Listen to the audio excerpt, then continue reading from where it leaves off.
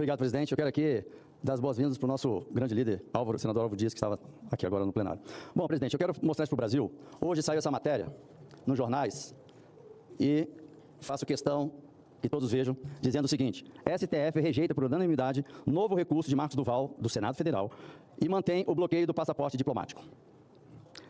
O Supremo Tribunal Federal rejeitou mais um recurso do senador Marcos Duval, do Senado Federal, não é da pessoa do Marcos Duval. Quem fez o recurso é o setor responsável em defender os senadores. Contra a decisão do ministro Alexandre de Moraes, que determinou a apreensão do seu passaporte. Venha, ministro, pegar meu passaporte. Suspender é coisa de covarde. Vem aqui e pegue comigo, na minha mão. Está aqui. A primeira turma do STF, composta, claro, pelos ministros Luiz Fux, Flávio Dino, Cristiano Zanin e Carmen Lúcia, acompanhou Moraes e manteve por unanimidade o bloqueio do passaporte do senador. Qual o processo que eu estou respondendo? A PGR me denunciou em alguma coisa criminal? Eu não estou sabendo. Eu estou no meu devido processo legal? Direito de defesa? Não estou sabendo. Simplesmente uma decisão para impedir o meu trabalho junto ao Marco Rubio. Só que esqueceu que nós temos outros meios de continuar o trabalho. E aqui, eu continuo dizendo o seguinte: violação jurídica internacional do bloqueio do meu passaporte. Mas antes, quero dizer que mesmo bloqueando meu passaporte, Marco Rubio mandou para o Brasil um assessor dele. Eu entreguei 13 mil páginas de documentos de crimes do Alexandre de Moraes e da Suprema Corte. E a defesa dos parlamentares, dos deputados federais, jornalistas, influenciadores. Estão aqui 13 mil páginas para completar o que nós já vimos fazendo desde 2023.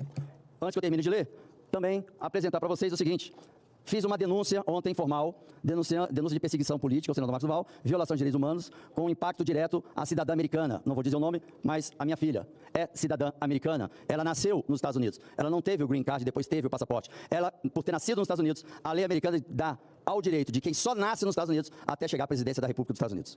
Então o tratamento é totalmente diferente. E como ele suspendeu meu salário, suspendeu a indenização do gabinete, a censura e tudo mais, vocês acham que a minha filha não sofreu consequências e ainda não sofre consequências porque eu tenho que alimentá-la, tem uma faculdade que ela estava fazendo? Então, ele simplesmente violou os direitos de uma cidadã americana. E eu fiz a denúncia para que ele também responda pelos mesmos crimes que foi apresentado por uma outra cidadã com dupla cidadania, americana e brasileira. A denúncia foi entregue diretamente para o assessor do secretário de Estado do governo dos Estados Unidos, Marco Rubio, para que ele responda por crime de Global Magnitsky Human Rights, que é aquela morte financeira e o cancelamento do passaporte. Seção 7.031 do Departamento de Estado, que impede a concessão de vistos a indivíduos responsáveis por perseguição política e violações de direitos humanos. Perseguição política, Alexandre de Moraes, é crime contra a humanidade. Saiba, você, que perseguição política é crime contra a humanidade. Não é só botar as pessoas no paradão e fuzilar, e nem botar na câmara de gás. Perseguição política é crime contra a humanidade. O que vocês fizeram hoje, vocês todos, os ministros que aqui eu li, cometeram um crime contra a humanidade. A violação da Constituição, os tratados internacionais, o devido processo legal. Inicialmente, a decisão monocrática do ministro Alexandre de Moraes já representava um abuso de autoridade. E perseguição política, crime contra a humanidade. Entre no Google, no GPT, onde vocês quiserem para ver. Perseguição política caracteriza-se como crime contra a humanidade. Não é violação dos direitos humanos, crime contra a humanidade. E aí vai, com a confirmação unânime do colegiado, agora, com a confirmação unânime pelo colegiado da Suprema Corte, a ilegalidade não apenas se mantém, mas se agrava, pois se transforma em um consenso institucionalizado dentro do judiciário, usando o judiciário como uma ferramenta política. Essa conivência de mais ministros com uma decisão arbitrária torna o caso ainda mais grave, pois mostra que não se trata de um ato isolado de um ministro, mas de um movimento sistemático dentro da Corte para restringir direitos fundamentais de um parlamentar opositor, comprometendo a separação dos poderes e o Estado democrático de direito. Davi Alcolumbre, presidente do Senado, eu peço que paute logo a petição apresentada por 42 senadores pedindo para a queda de todas as liminares, que o Pacheco se acovardou para pautar. Crimes e violações cometidos com o bloqueio do passaporte diplomático.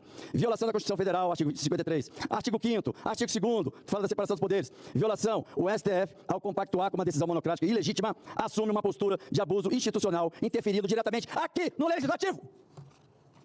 Tratados internacionais, convenções de Viena sobre relações diplomáticas. O Brasil, como signatário, deve garantir a liberdade de locomoção de representantes diplomáticos e parlamentares em missões oficiais. Violação, a restrição arbitrária do passaporte afeta diretamente a capacidade do senador de exercer suas funções legislativas e internacionais. Cadê nós, parlamentares? Bora!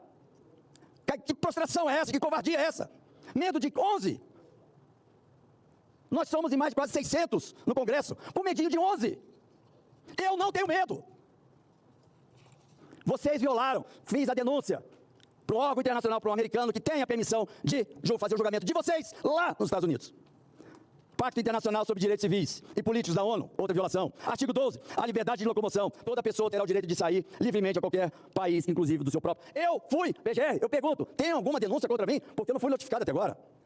Eu não estou tendo conhecimento de absolutamente nenhuma denúncia. Até sobre o dia 8 de janeiro, que disseram que eu poderia ter tido envolvimento. Nem nos 30 e poucos nomes que saíram, não saíram o meu. Convenção Americana sobre Direitos Humanos, Pacto de São José. O artigo 22, direito de circular livremente. Toda pessoa que se ache legalmente no território do Estado tem o direito de circular e por ele sair livremente. Violação, bloqueio de um passaporte diplomático sem processo legal, válido, fere princípios essenciais da Convenção.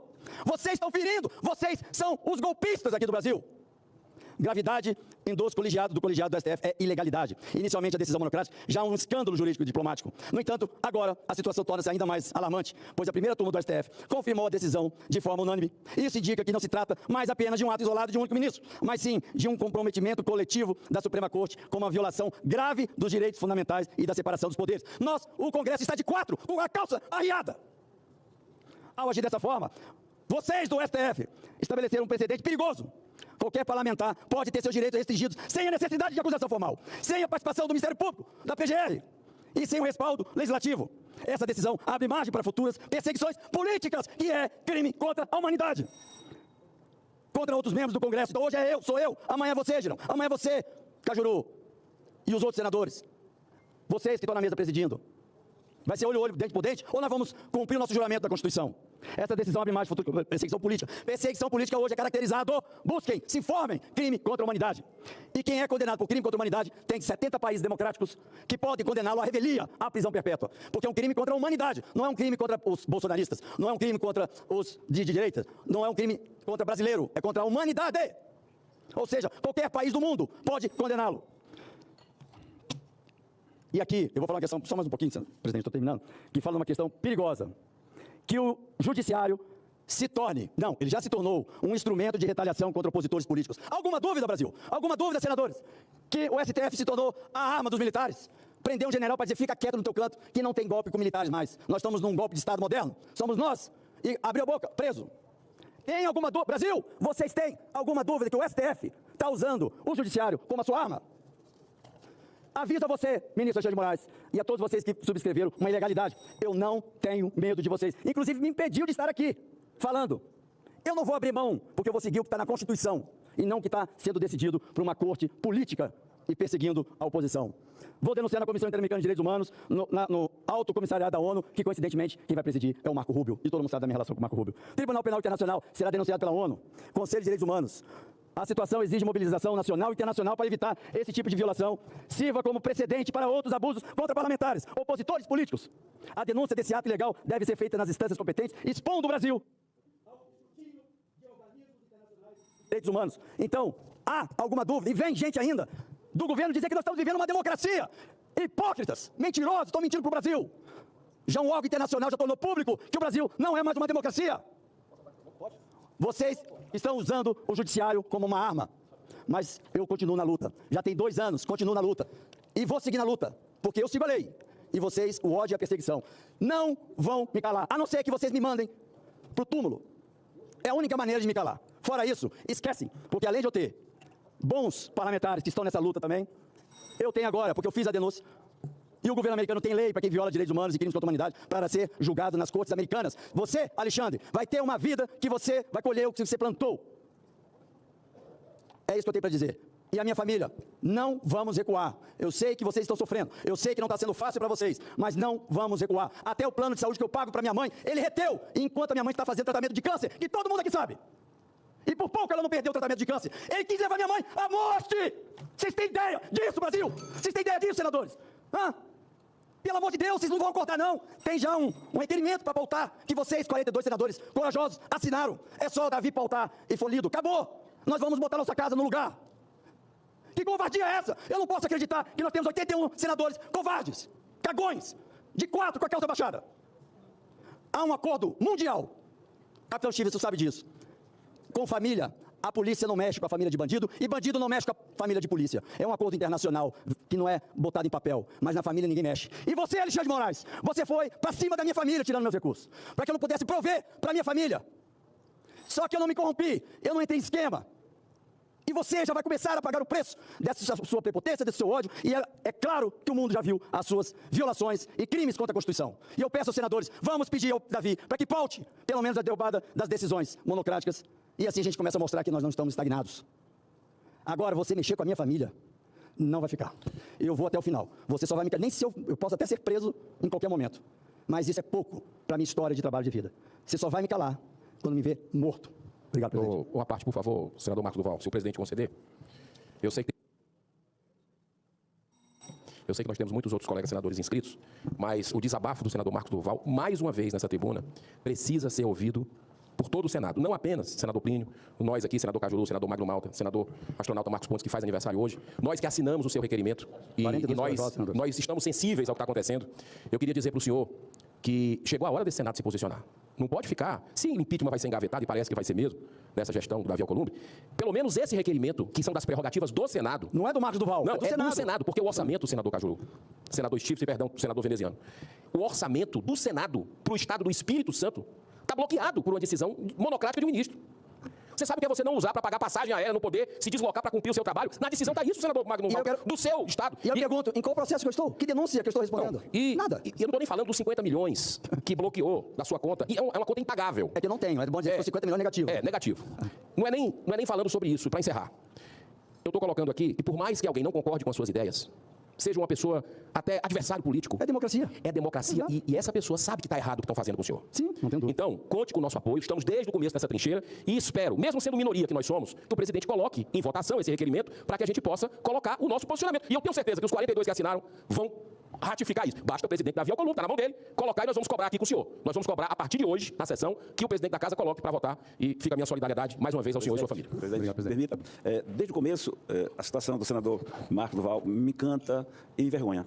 Eu sempre fui solidário, continuo sendo, disse ao senhor que ser solidário não basta, porque isso aqui é maioria, isso aqui é parlamento. Assinei, e quantas vezes assinaria? Porque me encanta, parece assim que o Marcos Duval não é senador, é um ET que caiu ali e veio aqui reclamar. É um cidadão que veio aqui reclamar. Se olha para ele como se não fosse um senador. Enquanto o ladrão estava no quintal dele, e o ladrão já está pulando o muro para o vizinho, estava tudo bem.